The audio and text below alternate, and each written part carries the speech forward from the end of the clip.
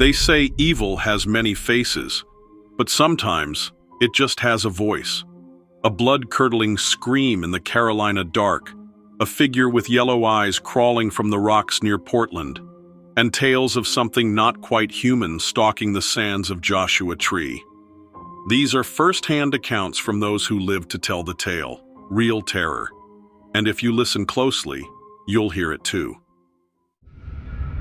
Welcome to Weird Encounters, a place where the ordinary fades into shadow and the unexplainable comes alive. Don't forget to like, subscribe, and become part of our ever-growing community of the curious. Now prepare yourself, because what you are about to hear is not for the faint of heart.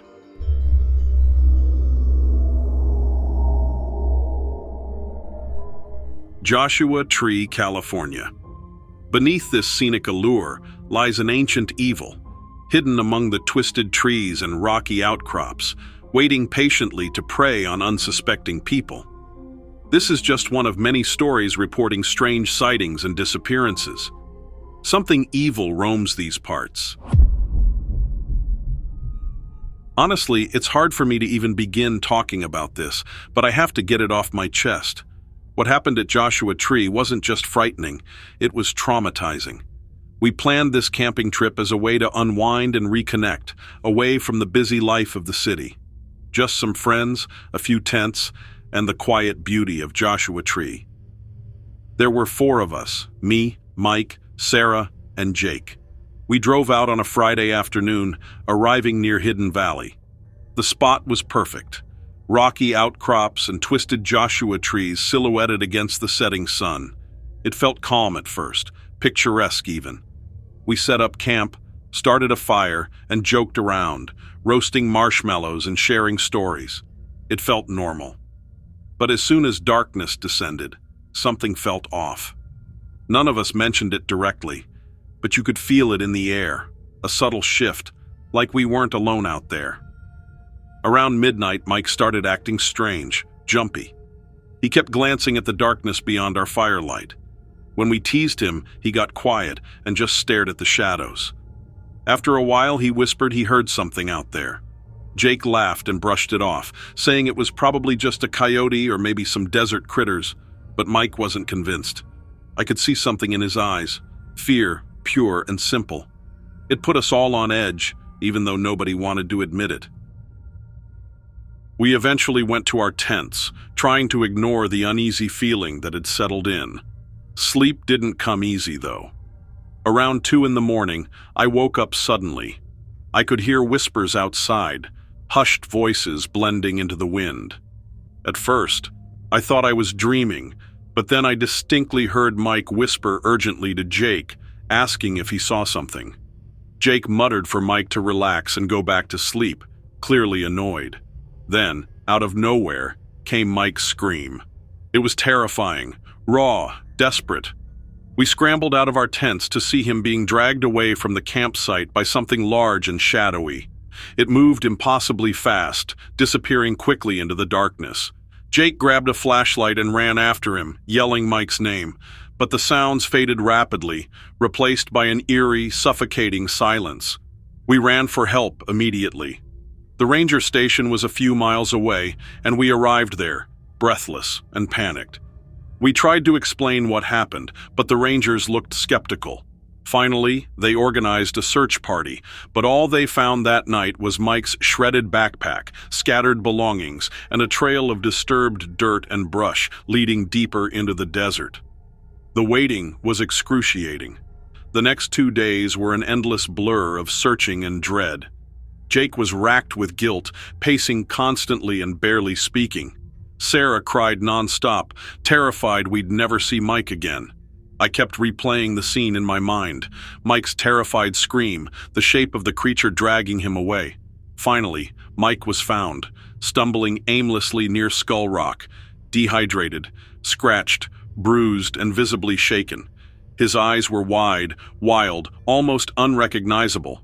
It took hours before he could talk coherently, but when he finally did, the story he told was beyond anything we could have imagined. Mike described being dragged into the desert by something he could only call a skinwalker. a tall, emaciated figure with pale, sickly skin, unnaturally elongated limbs, and glowing red eyes. It moved in unnatural, jerky motions, morphing shapes in the moonlight, sometimes appearing as a distorted human, other times like a twisted, nightmarish animal. He said it brought him deep into the rocky canyons, through hidden pathways and caves filled with darkness and whispers. He recounted witnessing horrifying scenes, ritualistic ceremonies performed around strange fires, shadowy figures dancing and chanting in languages he couldn't understand. He spoke of grotesque transformations, creatures shifting effortlessly from animals into distorted humanoid shapes, their voices a disturbing mimicry of human speech. He could hear his own name whispered in the dark, in twisted imitations of his own voice, luring him deeper into the shadows. Mike managed to survive by hiding in crevices during the day and only moving when the sun was brightest. He described constantly feeling watched, pursued by something malevolent and cunning. Even now, he swears he only escaped because he stayed hidden, barely daring to breathe or make a sound for hours on end. Every movement, every shadow, felt hostile. Since returning home, I haven't stopped researching these creatures. Turns out, Joshua Tree is full of legends about skinwalkers, ancient creatures known to mimic voices, change their shapes, and lure victims into isolation. Locals tell countless stories of campers who disappeared for days only to reappear traumatized, just like Mike, or worse, never found again. I keep replaying everything Mike described, how detailed and vivid his account was. It's impossible to dismiss it as hallucination or imagination. He hasn't been the same since. None of us have. Nightmares haunt me. Mike barely leaves his room, Jake is consumed by guilt, and Sarah still bursts into tears at the slightest reminder. So please, if you're considering going camping in Joshua Tree, never, ever go alone. Don't ignore the feeling of unease. Don't brush off whispers in the dark, because whatever is hiding out there is as real as it is terrifying.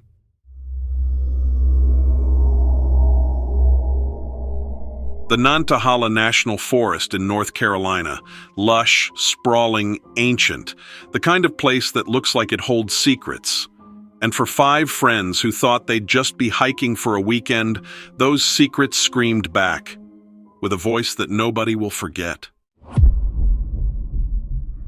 I don't really know what you'll think of me after I tell this story. I'm not one for storytelling, especially not the kind that sounds like it belongs on some ghost hunting show or whatever. But I've seen some stuff now that I can't unsee, and maybe it helps to write it down. Maybe someone else out there has gone through something like this too. All I know is, something is in those woods. It was supposed to be a weekend trip. Me, Jalen, Cody, Michelle, and Travis. We all met up at this small motel just outside Bryson City, parked near the standing Indian campground entrance, and planned to do a 2-day hike through a section of the Appalachian Trail. We're all decently experienced, nothing hardcore, but enough backwoods know-how to feel confident. We'd done parts of Pisgah and Linville Gorge before, but never Nantahala. The first day was pretty typical. Trail was quiet, weather was perfect. Lots of shade from those tall canopies, damp earth beneath your boots. You know the type.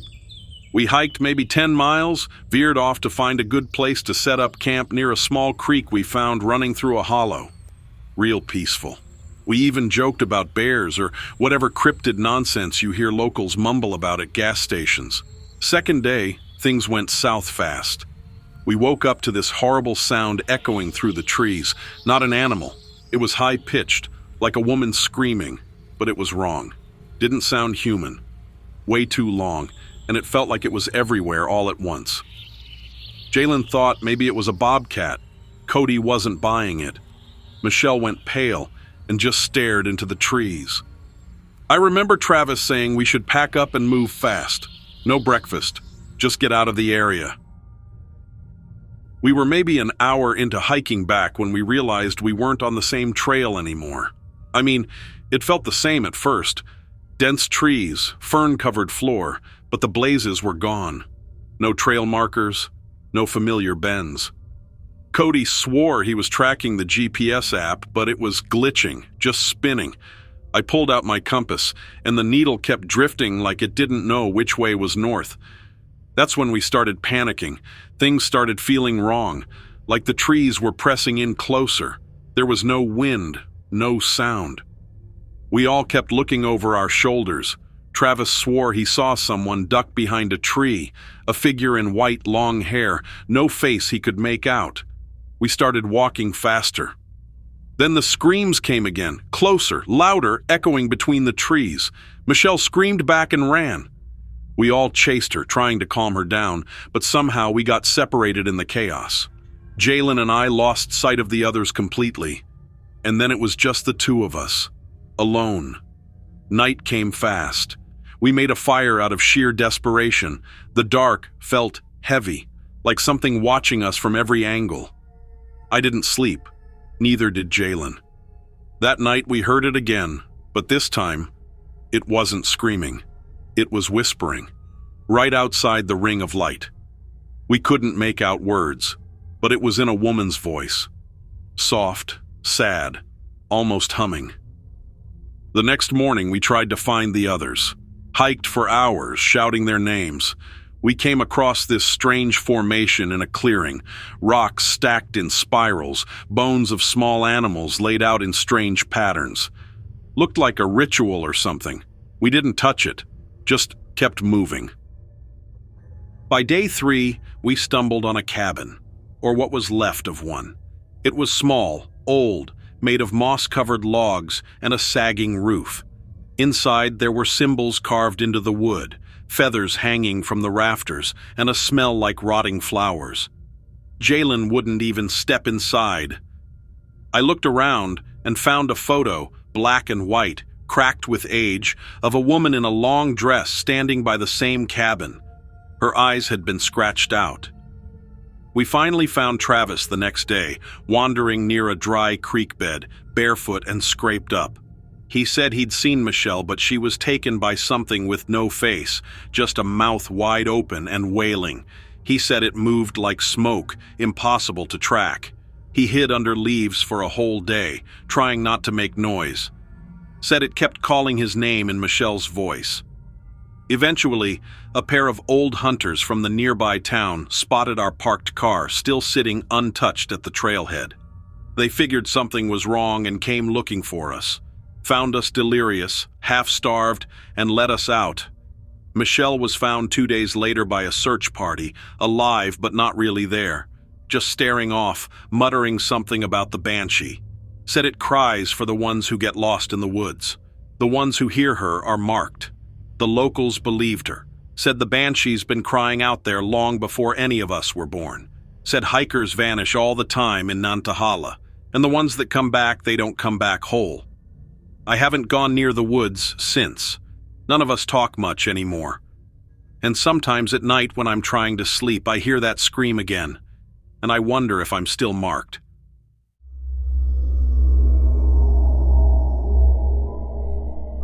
The Columbia River Gorge, lush, winding, filled with waterfalls, cliffs, and secrets.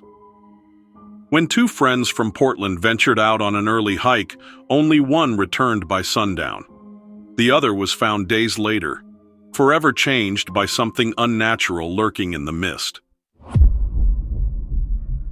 I'm writing this because I can't keep it bottled up anymore. What happened at the Columbia River Gorge wasn't just strange, it was wrong. My friend Chad and I went up there for a simple early morning hike. We'd done it dozens of times, but this time, something was waiting for us. I've tried to make sense of it, but I can't. And now that Chad's back, it's almost worse. We hit the trail around 6 a.m. Fog sat heavy in the trees, that kind of gray light where everything looks slightly off. We chose a less crowded path near Waukena Falls, one we hadn't tried but had heard good things about. A bit overgrown, not much foot traffic, and supposedly a beautiful lookout point at the top. That was the plan. Get up, hike out, and be home by lunch. Everything felt normal until it didn't. We'd been walking for maybe 45 minutes when the air got eerily still. No birds, no bugs, just silence. Chad mentioned it first. Said he'd never heard the forest so quiet. I tried to shake it off, but it was sticking to my skin like humidity. Something in my gut told me to turn back, but we kept walking. Eventually, we saw this barely there side trail. The sign was worn down, letters gone. Naturally, Chad wanted to explore it. That's how he is, always looking for something off the beaten path. We followed it into a narrower section of forest, and that's when things started getting really strange. The trees seemed to bend in on us. The fog thickened, and then we smelled it. That awful stench of wet fur and decay, like something rotting under damp leaves. We stumbled upon footprints. They were deep in the mud, longer than any human foot should be. Almost hoof-like at the back, but not quite. Too long. Chad got excited like we were tracking a moose or something. I wasn't so sure. We followed them down into a shallow ravine, and that's where it all went sideways. Behind a boulder, something moved. Tall, hunched, yellow eyes low to the ground, even though it was standing. It had arms, long ones, too long, and a strange face that didn't quite stay in focus. I could see it, but every time I blinked, it looked different, like it was shifting slightly. It growled, a deep, wet, rattling sound that made my teeth hurt. Chad froze. I yanked him and we started running. That thing chased us for at least 200 yards, crashing through the underbrush behind us. I tripped at one point and scraped my palms, but the adrenaline kept me moving. Chad sprinted ahead, then vanished into the fog. I kept yelling for him, chasing his voice, until I found his backpack. Torn open, half buried in leaves. No sign of Chad. I searched until I couldn't breathe. Eventually, I flagged down a couple hikers near the main trail who helped me get to a ranger station. A search was launched. Everyone was asking questions. I tried to explain what we saw, but most folks thought I was in shock. Even I thought maybe I'd imagined it, until they found Chad. 3 days later, a pair of old guys from Stevenson, Washington, locals who knew the area better than anyone, found him about 7 miles from where we last saw each other. He was barefoot, scratched, covered in mud, barely speaking. They brought him in, and when I saw him, I almost cried. But something about him wasn't right. He won't talk about what happened, barely eats, jumps at shadows. He says things like, "She wouldn't stop screaming," or "the trees were talking." Sometimes he hums at night, this soft, sad tune that I swear I've heard before but can't place.